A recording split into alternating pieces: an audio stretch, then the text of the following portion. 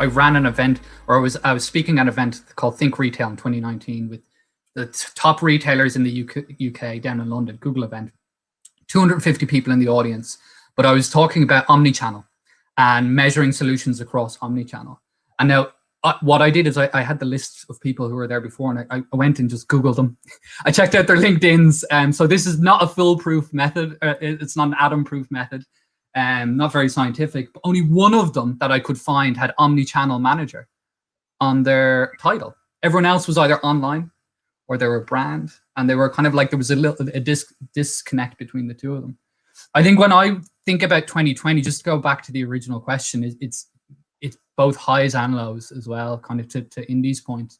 So I work across multiple different verticals with multiple different clients and agencies and people who have, you know, full e-commerce versus some who have 10%.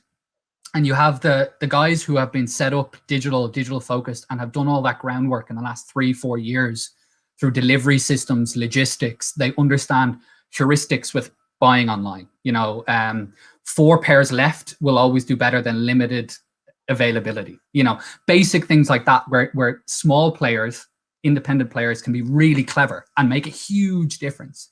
So I was working with some clients who absolutely were excelling.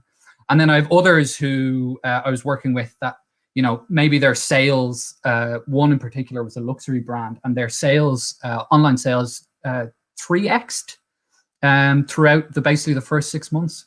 But they also had to make 10% of their staff redundant because digital was only 10 to 15% of their revenue streams. So they hadn't really gotten they hadn't quite gotten there yet. And when we look at like 2017 to 2018, you know, if you check the eMarketer reports or the ONS, the Office of National Statistics, you see percentage of retail sales is increasing. And it was always going to increase between 2019 and 2020.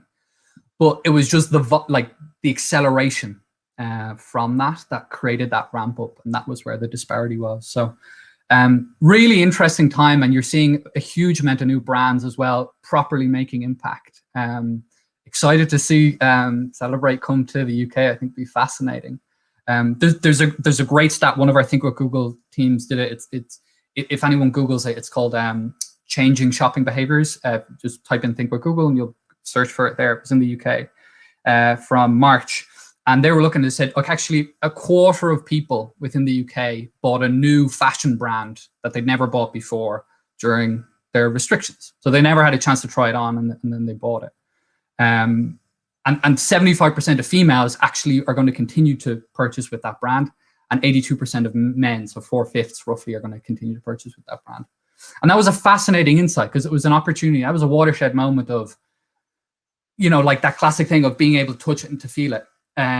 Actually kind of broke through that a little bit, and there's a little bit more trust in there. But when you dive deeper into the data and into the details, you still see that people also want to go back into the stores because they want that experience. And it's a blended, you know, experience. And we've finally gotten to a realization where we've been forced to. So that brand I was talking about that unfortunately had to make 10% of their staff redundant, their digital team was never really spoken to from a strategic side of things. From the accounts side of things, they didn't really care what the digital team were doing. They were only adding on 10, 15%. But now in the re-emergence out of lockdowns and out of restrictions, they realize actually this is a full blended system.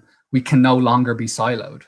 And my hope is that in 2021, maybe late 2021, if we do another Think with Retail event, or 2022 at the very beginning of the year, and I scroll through people's LinkedIns, that I see a lot more omni-channel managers, because we are finally taking credit for the digital's impact on offline sales and the offline experiences impact on online sales.